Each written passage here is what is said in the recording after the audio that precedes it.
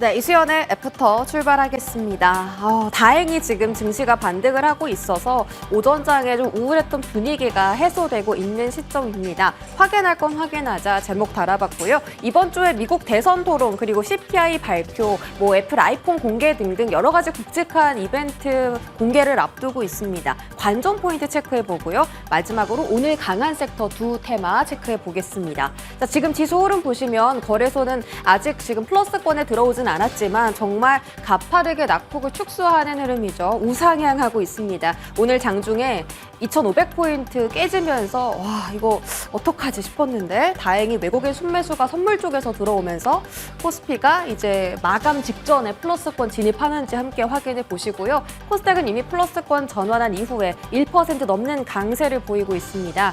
11시쯤부터 반전에 성공을 했고요. 시가총액 상위 안에서 바이오 종목들의 외인 기관의 순매수가 확인이 되고 있습니다. 알테오젠 같은 경우도 30만 원 초반까지 내렸다가 1%, 2% 상승세 올려주고 있고요.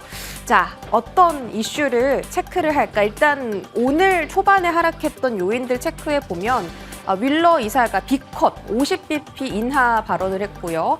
연준의 기존의 판단에 대한 의구심, 그러니까 시장이 가장 싫어하는 불확실성이 매크로적으로 나타났습니다. 달러 떨어졌고요. 엔화 강세 나타났습니다. 엔화가 오늘 142엔까지 떨어지면서 140엔까지 깨는 것 아닌가라는 불안감 커졌고 니케이 지수도 2% 급락까지 나왔는데요. 그러면서 이제 반도체에 대한 차익 매물 출회됐습니다. 여전히 삼성전자와 SK 하이닉스에 대한 외국인의 포지션은 매도긴 합니다만 애플 기점으로 좀 회복이 될 수 있는지 지켜보겠고요.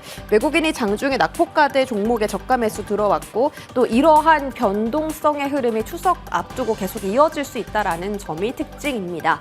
이번 주에 체크해 볼 만한 일정은요. 일단 오늘에서 내일로 넘어가는 새벽 2시에 애플에서 아이폰 16을 공개하고 AI가 최초로 탑재되었다라고 하면서 역대 최대 판매량 기록할 거다라는 기대감이 커지고 있는데 세론으로 작용할 가능성도 높기 때문에 매출이 몇 달간 찍히는지 추이를 확인해 보시면 좋겠고 그다음에 화요일 날 미국 대선 토론이 있습니다. 그동안 이 트럼프 후보가 그때 이전에 바이든 후보와 연설에서 한 차례 좀 지지율을 꺾었던 바가 있기 때문에 굉장히 중요한 이벤트로 거론되고요. CPI, PPI, 소비자 심리 지수까지 줄줄이 이 물가와 관련한 지표들이 발표를 앞두고 있습니다. 일정 확인하시고요.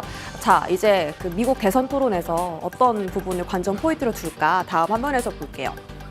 일단 이 TV 토론 이후에 두 후보의 지지율 변화가 가장 중요합니다. 지금 두 후보의 지지율 격차가 거의 없습니다. 굉장히 좁기 때문에 가장 중요하게 보셔야겠고 이 토론 승자 및 승자의 발언에 따라 해당 후보 트레이딩 재진행 가능성이 있다. 즉 트럼프 트레이드 혹은 해리스 트레이드 테마가 다시 움직일 가능성이 있다는 거죠. 두 관련된 테마들 정리했고요.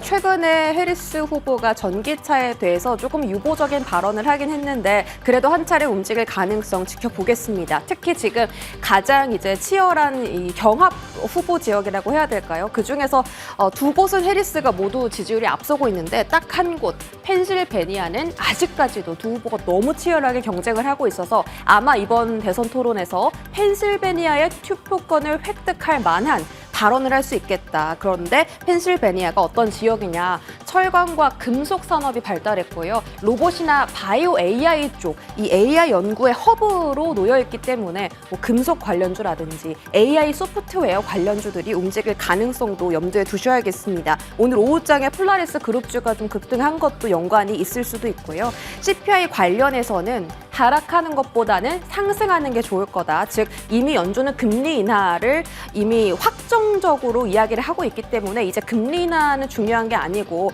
경기 침체가 되냐 마냐가 조금 더 중요하게 시장에 작용할 가능성이 있다라는 겁니다. 그래서 CPI가 너무 낮다면 오히려 경기 침체 우려가 부각될 수 있으니 차라리 예상보다 높게 나오는 게 낫겠다라는 것이 지금은 증권가에서 분석을 하고 있고요. 예상 CPI는 2.6%인데 한번 확인해 보시죠. 자, 다음 화면 보겠습니다. 오늘 강하게 움직이는 섹터 두 종목이 있습니다. 두 섹터가 있습니다. 화장품과 바이오인데요. 증권가에서 화장품주 밸류 매력이 부각됐다. 즉 그동안 조정을 많이 받아왔다. 이제는 살 때가 됐다라고 계속해서 이야기가 나오고 있습니다. 그 안에서 이제 대장 종목인 실리콘투에 대한 유안타 증권의 멘트가 긍정적인 영향을 주었습니다. 화장품 쪽에서 밸류 재평가 필요하고 실리콘투가 최근에 조정을 받았던 게 아마존이 경쟁사로 부각되면서 아마존한테 점유율 다 뺏기는 거 아니야 하면서 주가가 떨어졌었는데 실리콘투는 사실 B2B 사업이 조금 더 강하고 아마존은 B2C이기 때문에 이 우려로 발생한 주가 하락은 과장된 것이다라고 표현했고요. 그리고 최근 들어서 미국뿐만이 아니라 매출처를 확대하고 있다는 점이 특징이죠. 폴란드, 아랍에미리트, 호주 같은 신흥 국가에도 지금 매출처를 확보하고 있기 때문에 실리콘투 여전히 긍정적이다. 목표 주가 6만 원 유지했고요. CNC 인터내셔널 CMOC 쪽으로 ODM, OEM 쪽으로 CNC 인터내셔널을 오늘 리포트가 나왔는데 미국향 물량 확대하면서 마진 개선 예상된다. 그리고 지금 공장을 짓고 있는데 캐파가 확 늘어납니다. 그래서 수주에 발맞춰서 매출 더 늘어날 수 있는 가능성 4분기부터 기대된다고 현대차에서 이야기했고요. 조금 잠잠했던 종목인데 오늘 또 리포트 나왔습니다. 애경산업, 중국발 리스크는 떨어졌는데 미국향 수출 성장률은 올라가고 있다. 이제 3, 4분기부터는 성장 기대감이 아니라 실적이 진짜 찍히는 종목들, 실적에 대한 리스크가 낮은 화장품 종목들이 가격을 선방할 가능성이 높기 때문에 이 종목에 대한 이야기가 나왔고요. 새롭게 목표 주가가 제시되었습니다. 2만 원대 확인해 보시기 바랍니다. 자, 또 중요한 이벤트 바이오 쪽에서 많죠. 일단 첫 번째로 미국 하원에서 오늘 생물보안법 관련해서 패스트트랙으로 법이 통과될 예정이고요. 오늘 세트리온이 또 공시를 하나 냈는데요. CDMO 사업 규모 확대한다라는 공시를 냈습니다.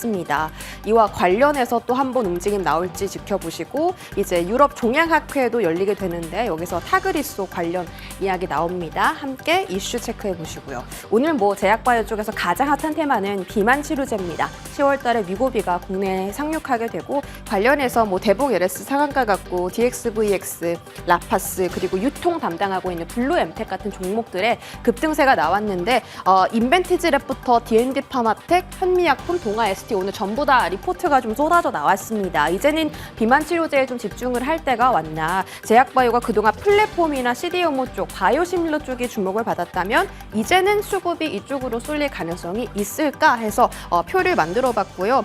이와 관련해서 내용들도 정리했으니까 한미약품과 동아 ST 같은 경우는 임상에 대한 결과 발표도 연내 혹은 내년에 계속 데이터 발표가 있을 예정이라서 일정에 대한 부분들 팔로우업 해보시고 인벤티지랩은 빅파마의 파트너사로서 계약할 가능성이 있다. D&D 파마텍은 R&D 모멘텀 유효하다. 지금 유한양의 계속 그 바이오텍들의 그 치료제 물질들을 계속 R&D로 흡수하고 있잖아요. 그런 부분에 대한 가능성도 D&D 파마텍이 흡수될 수 있을지 잘 체크해 보시기 바랍니다. 자, 마지막으로 화장품 바이오 시세 보고 마무리할게요. 화장품주 안에서 제닉이 상한가 도달에 성공을 했고 대봉 LS는 비만 치료제로서 오늘 상한가 도달에 성공했습니다. 실리콘투가 아침부터 시세를 절대 뺏기지 않으면서 장중 10%까지의 상승을 올렸는데 오후장에도 여전히 견고한 움직임 나오고요. 잉글우드랩, 토니모리, VT도 최근에 흐름 정말 좋습니다. 이 종목은 애프터에서도 여러 번 소개해드렸는데 리들샷 관련 종목이고요. 8%대의 급등. 그리고 증권가에서 계속 주목도 높게 봐야 된다라는 쪽이 화장품 ODM, OEM 업체들이죠. 코스메카 코리아라든지 코스맥스 그리고 한국콜마도 계속 거론되는 상황이라서요. 차트 흐름 지켜보겠습니다. 바이오 쪽 시세는요.